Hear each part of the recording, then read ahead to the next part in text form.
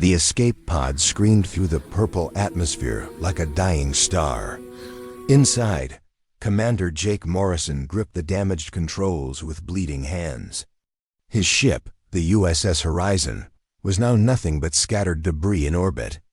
3 months of deep space exploration had ended in 30 seconds of chaos. When unknown hostiles tore through their hull, the pod hit the ground hard. Metal shrieked against rock. Jake's head slammed against the headrest, and darkness swallowed him whole. When consciousness returned, pain came with it. Every muscle screamed. His left arm hung useless at his side. Through the cracked viewport, he saw dense jungle vegetation pressing against the glass. Purple vines with golden thorns covered everything. This planet wasn't in any Earth database. Jake forced the emergency release. The hatch hissed open, flooding the pod with thick, humid air. It smelled like copper and rotting flowers. He stumbled out, falling to his knees on soft moss that glowed faintly blue under his weight. A sound stopped his breath. Drums, deep and rhythmic, coming from multiple directions. They surrounded him. Jake reached for his sidearm. Empty holster. He cursed and pulled himself up using a nearby tree. The bark felt warm, almost alive, pulsing gently against his palm. The drums grew louder, closer. Then they stopped.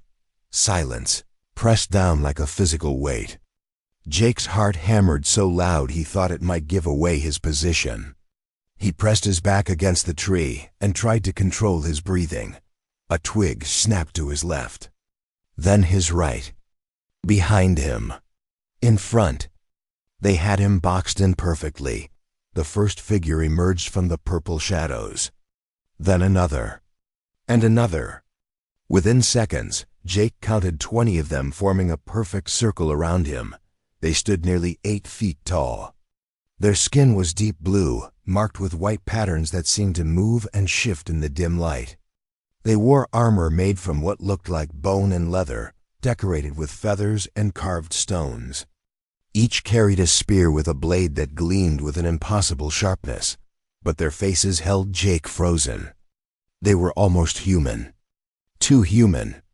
High cheekbones, strong jaws, eyes that burned with intelligence. But their eyes were solid gold, without pupils or whites. Those eyes studied him with an intensity that made his skin crawl. One warrior stepped forward, taller than the rest. Broader shoulders. More elaborate armor. The leader. He raised his spear and spoke in a language that sounded like thunder rolling through valleys. Jake raised his hand slowly. I mean no harm. My ship crashed. I'm alone. The leader tilted his head, studying Jake like a scientist examining a strange insect. He spoke again, louder this time. The other warriors tightened their circle. Jake's mind raced. First contact protocols demanded patience and calm. Show no aggression. Demonstrate peaceful intentions. But every instinct screamed at him to run. The leader moved with impossible speed. One moment he stood 10 feet away. The next, his spear tip pressed against Jake's throat. The blade felt cold, sharp. One wrong move would end everything. Jake didn't breathe. Didn't blink. The leader leaned closer, those golden eyes searching Jake's face. Then he spoke a single word that somehow Jake understood in his bones. A word that translated not through language but through pure meaning, human. Jake's blood ran cold. They knew what he was, how. The leader pulled back his spear and barked orders. 4 warriors grabbed Jake roughly, binding his wrists with cord that felt like steel cable. They moved with military precision, checking him for weapons, removing his damaged communications device, his emergency beacon, everything. They forced him to walk. The jungle pressed close on all sides. Strange birds with 4 wings called out warnings.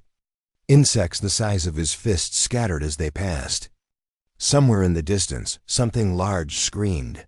They walked for hours. Jake's injured arm throbbed with every step. His ribs felt cracked. Blood dripped from a cut above his eye. but he didn't dare slow down.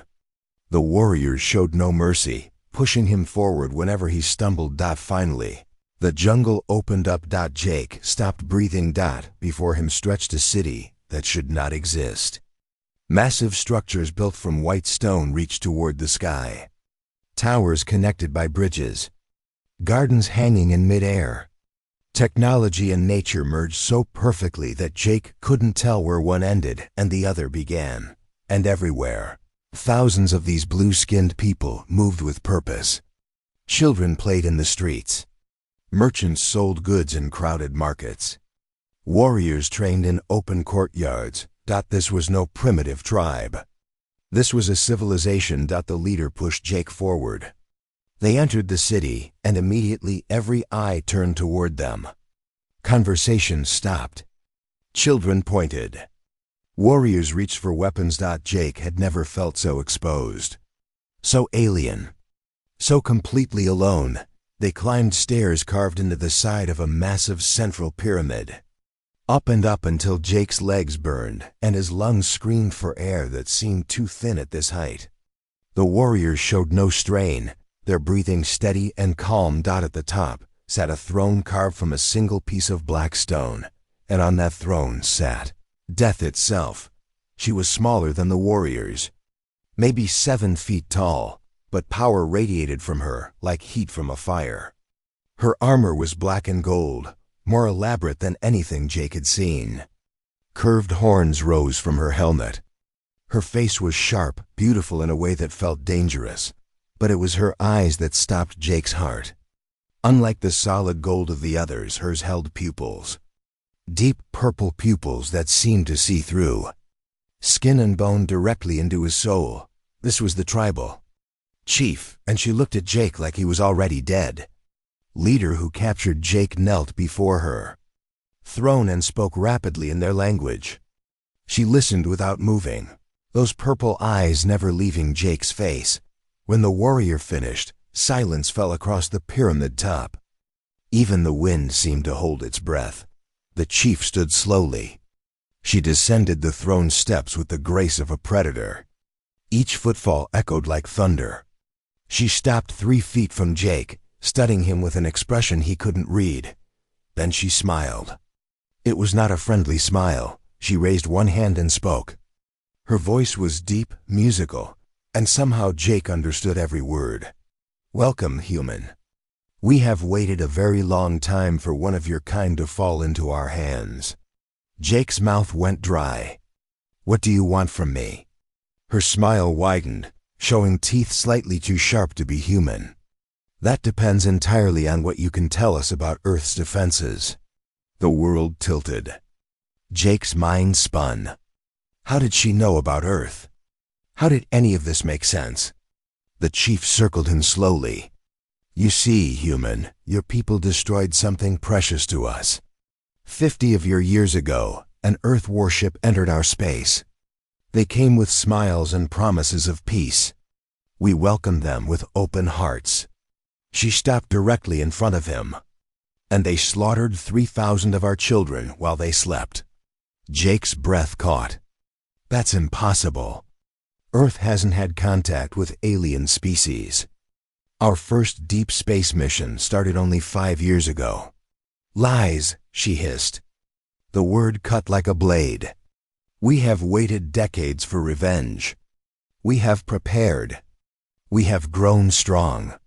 And now finally, one of you has delivered himself to our justice.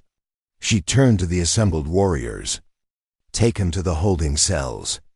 Tomorrow we begin the interrogation. By the time we finish, he will tell us everything we need to destroy Earth completely. The warriors grabbed Jake. He tried to struggle, but they were too strong. As they dragged him away, he looked back at the chief. She stood at the edge of the pyramid, looking up at the sky where Earth lay hidden among the stars. And in her eyes, Jake saw something that terrified him more than any torture could. He saw certainty. He saw planning. He saw war. And he knew that somehow, he had become the key to Earth's destruction. The cell was darker than any night Jake had known on Earth. The walls felt warm and alive, pulsing with a faint rhythm like a heartbeat. His captors had thrown him inside without ceremony, and the door sealed behind them with a sound like bone grinding against stone. Jake sat against the far wall, cradling his injured arm. His mind refused to stop racing. 50 years ago. An Earth warship. 3,000 children murdered. None of it made sense. Earth barely had functional satellites 50 years ago, let alone warships capable of interstellar travel. Unless someone was lying. But why would they lie? What purpose would it serve to blame Earth for something it couldn't have done? Hours passed. Maybe days. In the darkness, time lost all meaning. Jake drifted in and out of consciousness, fever from his injuries making reality blur with nightmares. He dreamed of the chief's purple eyes, of her smile that promised death, of children screaming in the darkness. When the door finally opened, light flooded in like a physical blow. Jake threw up his good arm to shield his eyes. 2 warriors entered, dragging him to his feet before he could protest. They moved through corridors carved from living rock, past cells holding other prisoners who watched with hollow eyes. Some were blue-skinned like his captors. Others looked different, alien in ways that made Jake's mind hurt trying to process. This wasn't just a city. It was a prison empire. They emerged into a circular chamber lit by crystals embedded in the ceiling. The chief stood in the center, but she had removed her helmet. Her hair fell in thick braids decorated with bones and metal rings. Without the armor of ceremony, she looked younger. Almost vulnerable, but her eyes held the same deadly certainty. "Leave us," she commanded the warriors. They hesitated. One spoke in their language, clearly objecting. The chief's voice dropped to a dangerous whisper. "I said leave." The warriors bowed and backed out quickly. The doors sealed, leaving Jake alone with the woman who wanted Earth destroyed. She circled him slowly, like a shark testing prey. "Your injuries are infected. You will die within 3 days without treatment." Jake said nothing. His silence was the only weapon he had left. "I can save you," she continued. "Our medicine is advanced. Your arm would heal perfectly. The fever would break in hours." "Let me guess," Jake croaked, his throat raw. "You want information first." She stopped circling. "I want the truth." "I already told you the truth. Earth hasn't made contact with alien species until now. Whatever happened 50 years ago, it wasn't us." Her hand moved faster than thought. One moment she stood 3 feet away. The next, her fingers wrapped around his throat, lifting him off the ground with impossible strength. Those purple eyes blazed with fury. "My mother died in that attack," she hissed. "My younger brother. My cousins. I watched your people's ship rain fire on our nursery colonies. I was there. I saw the Earth symbols on their hull. I heard them laughing as they destroyed everything I loved." Jake couldn't breathe. Black spots danced in his vision. But something in her words caught his attention. Something wrong. She dropped him suddenly. He collapsed, gasping and coughing. "You were there," he wheezed. "You saw it happen. 50 years ago." "Yes, how old are you?" Her expression flickered. Just for a moment, Jake saw something behind the rage. Confusion, pain. "I am 63 cycles. In your Earth measurements, 72 years. Jake's mind spun. "You look 30 at most. Your people age slower?" "We age normally." Her voice had lost some of its edge. But that day, when the fire fell, something changed. Those of us who survived, we stopped aging. The elders called it a curse. A reminder of what we lost. This was wrong. All of it was wrong. Jake pulled himself to his knees, meeting her eyes directly despite the danger. "What if I told you that whoever attacked you wanted you to blame Earth? What if this was all a setup to start a war between our people?" "Impossible." "I saw the symbols. Symbols can be painted. Ships can be disguised. Think about it. Why would Earth travel light years to attack a planet randomly? We didn't even know you existed. The chief turned away, her hands clenched into fists. For a long moment, she said nothing. The crystals above pulsed gently, casting moving shadows across the walls. When she spoke again, her voice was quieter. More human. We found wreckage from the attack. We studied the technology for decades. It was crude compared to ours, but effective. The power signatures matched Earth's early fusion designs. The hull composition contained metals common to your system. Everything pointed to Earth, or someone who wanted it to look like Earth. Jake forced himself to stand, swaying slightly. "Ma'am, I'm a commander in Earth Space Exploration Division. We launched our first deep space probe 5 years ago. We've encountered exactly 0 alien civilizations until I crashed here. Our governments don't even believe intelligent alien life exists. We're alone out here, unprepared and completely ignorant of galactic politics." She turned back to face him. Those purple eyes searched his face, looking for deception. "If what you say is true, then my entire life has been built on a lie. My people have spent 50 years preparing for vengeance against the wrong enemy." "Or exactly the right enemy," Jake said carefully. "Just not Earth. Someone powerful enough to build ships that look like ours. Someone who benefits from Earth and your people destroying each other." The chief moved to a console embedded in the wall. She pressed her hand against it, and a holographic display materialized in the air. Images flickered past. Ship schematics. Battle reports. Analysis documents. She stopped on one image. A ship, torn and broken, floating in space. Jake's blood ran cold. It looked almost human, almost, but the proportions were wrong. The engine configuration didn't match any Earth design he knew. And the symbols, while similar to Earth's old United Nations markings, were subtly different. "This is a fake," Jake breathed. "A good one, but a fake." The chief stared at the image. Her hands trembled slightly. "We never questioned it. We were too consumed by grief and rage. We wanted someone to blame, and they gave us a target." "They who?" "I don't know." She closed the display with an angry gesture. "But someone went to great effort to make us hate Earth. Someone who knew about your planet decades before you achieved spaceflight. Someone with resources and technology far beyond either of our civilizations." Jake's mind raced through possibilities. Galactic politics he didn't understand. Ancient conflicts involving species he'd never met. Earth was a backwater planet, barely reaching for the stars. Why would anyone care enough to frame them?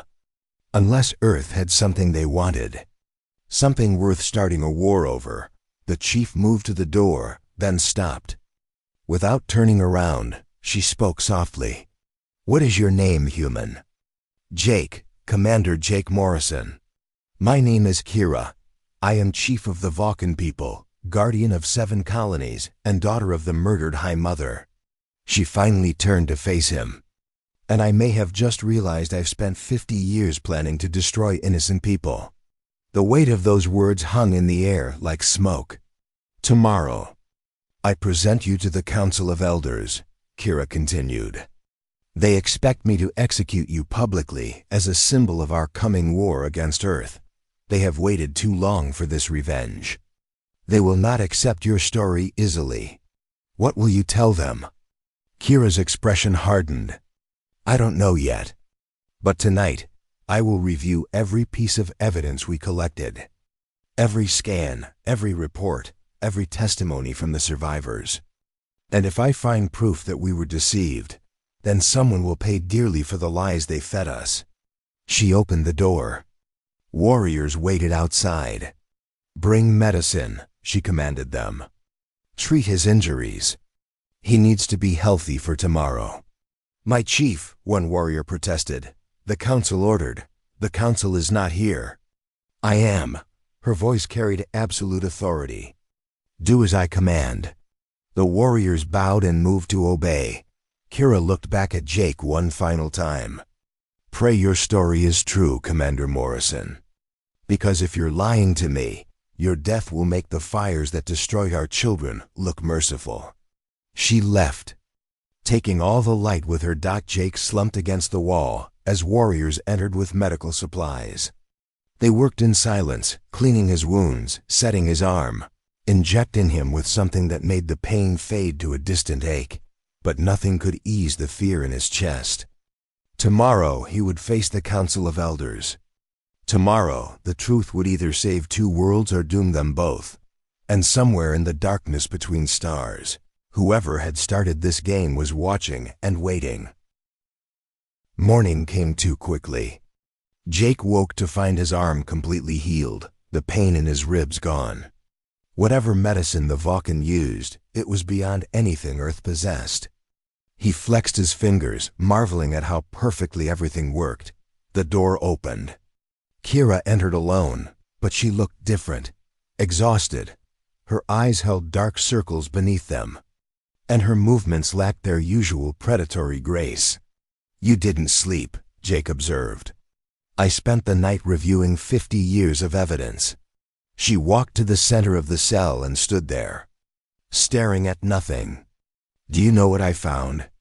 Jake waited. Inconsistencies. Small ones. Details that didn't matter when we were blinded by grief, but now they scream lies. She pulled out a small device and projected another hologram.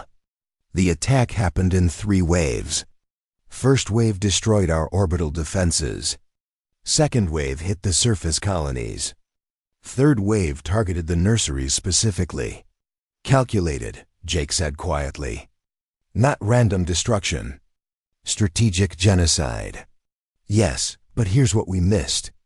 Between the second and third wave, there was a 4-hour gap. We always assumed your people were regrouping, celebrating their victory." Her voice shook with barely controlled rage.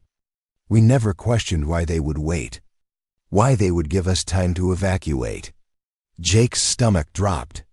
Because they wanted survivors. They needed witnesses who would see Earth symbols and spread the story. Exactly. Kira closed the projection. Real warriors seeking to destroy an enemy don't pause. They don't give mercy. But someone creating a false flag operation needs people alive to remember and hate. Did you find anything else? The ship wreckage. We recovered pieces and stored them for study. Last night, I ran deep scans we never bothered with before. She met his eyes.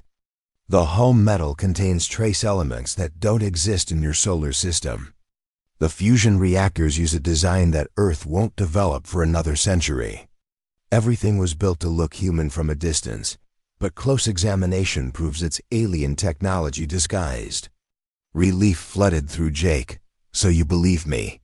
"I believe the evidence. But Commander Morrison, belief is not enough. I must convince the Council, and they have lived with this hatred for 50 years. It defines them. It gives their pain purpose." She moved closer, her voice dropping. "Some of them won't want to hear the truth.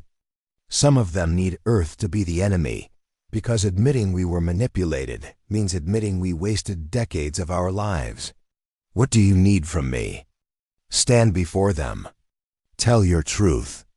Let them see you're human, not a monster." Kira paused. "And survive what comes next." Before Jake could ask what she meant, warriors entered. They bound his wrists again, but gently this time, almost apologetically. They led him through the city, but the route was different. Wider streets. More people watching. Word had spread. A human prisoner would face judgment today. The crowds grew thicker. Some shouted in anger. Others threw rotting fruit that splattered against Jake's uniform. Children watched with wide golden eyes, clutching their parents' hands. Jake kept his head up, meeting their gazes without flinching. These people had suffered. Their hatred made sense, even if it was built on lies. The judgment hall was massive, carved from the same white stone as the rest of the city. Inside, hundreds of Valken filled tiered seating. At the far end, 9 figures sat in elevated thrones. The Council of Elders. Each looked ancient, their blue skin marked with scars and ceremonial tattoos that told stories of long lives. Kira took her place standing before them. Her armor polished to mirror brightness. The central elder rose. He was enormous, nearly 9 feet tall, his body thick with muscle despite his age. When he spoke, his voice filled the chamber like rolling thunder. "Chief Kira, you have captured a human. The first of our enemy kind to fall into our hands. Our people demand justice. Our dead cry out for vengeance. What is your judgment?" Every eye in the hall fixed on Kira. The weight of history pressed down like a physical force. Kira stepped forward. "Honored elders, I have interrogated the prisoner. I have reviewed all evidence from the attack.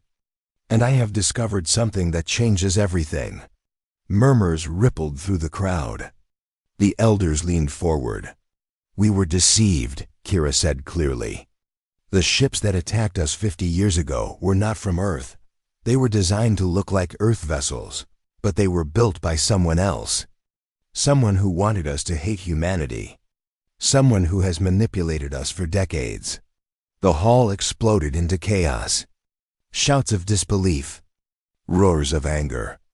Warriors reached for weapons. The central elder raised his hand, and silence crashed down like a hammer. "This is a serious accusation, Chief Kira. You claim our entire foundation for war is false? I claim we were victims of a conspiracy. And I have proof." Kira projected the holographic evidence into the air where everyone could see. Ship fragments. Scan results. Timeline inconsistencies. She walked them through every detail with military precision. The elders watched in silence. Some looked troubled. Others looked angry. One elderly female elder had tears streaming down her face. When Kira finished, the central elder stood again. "Even if what you say is true, this human's people remain dangerous. They expand into space. They build weapons. Eventually, they will become a threat. Why should we not eliminate them now while they are still weak?" Jake's heart pounded. This was the moment. He stepped forward before the guards could stop him. "Because peace is always more valuable than war," he said, his voice carrying through the hall. "Because 2 civilizations working together are stronger than 2 civilizations destroying each other. Because whoever set us against each other fears what we could become as allies." The central elder's golden eyes fixed on Jake. "You speak well for someone facing death, human. But words are wind. What can Earth offer the Valken people? What value do you bring beyond being weak targets?" Jake thought fast. "Earth has resources you need. Rare elements, biological diversity, scientific approaches different from yours. And the Valken have technology and knowledge Earth desperately needs. We're both facing the same enemy, whoever they are. Separately we might fall. Together we have a chance." "A pretty speech," another elder said coldly. "But I was there the day fire fell from the sky. I held my granddaughter as she died. You asked me to forgive? To forget?" "No," Jake said quietly. "I ask you to redirect your anger toward the ones actually responsible. Someone murdered 3,000 Valken children and framed humanity for it. They're still out there, probably laughing at how well their plan worked. Don't give them what they want." Silence fell. Heavy and thick, the central elder looked at Kira. "What do you recommend, Chief?" Kira stood tall. "I recommend we release Commander Morrison with honor. I recommend we send him back to Earth as an ambassador. I recommend we share our evidence with his people and begin building an alliance." She paused. "And I recommend we start hunting whoever really attacked us. This path leads away from the vengeance we have prepared for," the elder said slowly. "It means admitting we were wrong. It means our pain served someone else's purposes. Yes, Kira agreed. It means all of that. But it also means we stop being victims and become hunters. It means we take control of our future instead of letting ancient grief control us. The elders spoke among themselves in low voices. Minutes stretched into eternity. Jake barely breathed. Finally, the central elder raised his hand. The council has decided. We accept Chief Kira's evidence and recommendations. The human will be released and returned to his people with a message of peace. Relief crashed over Jake like a wave. Around the hall, reactions were mixed. Some Valken nodded in agreement. Others looked devastated, their purpose stripped away. The elder continued. But hear this, human. We will be watching Earth. If your people prove hostile, if they threaten Valken interests, we will not hesitate to act. This peace is fragile. Treasure it, because it may not come again. Understood, Jake said. I'll make sure Earth knows what's at stake. The elder sat down. Chief Kira, arrange transport. And Commander Morrison, carry our warning back to your leaders. Tell them the Valken people remember betrayal. Tell them we will not be deceived twice. The assembly was dismissed. As the crowds filed out, Jake saw some weeping. 50 years of hatred didn't disappear in one morning. Healing would take time. Kira approached him as guards removed his bindings. You'll leave tomorrow. We'll provide you with a ship capable of reaching Earth space. The journey will take 2 months. Thank you, Jake said, for believing the evidence, for having the courage to change course. Thank you for not being the monster I expected. She smiled slightly. Though I wonder what your people will say when you return with stories of alien civilizations and galactic conspiracies. They'll probably think I'm crazy. Jake rubbed his wrists. But the evidence you're sending with me should help convince them. Commander Morrison, Kira said seriously. Whoever framed Earth for our tragedy is powerful and patient. They planned for decades. They have technology beyond both our civilizations. When you reach Earth, tell your leaders to prepare. Because eventually, our real enemy will reveal themselves.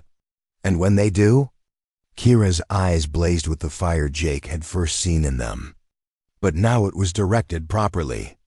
When they do, they'll discover that humans and Valken make terrible enemies when we fight together.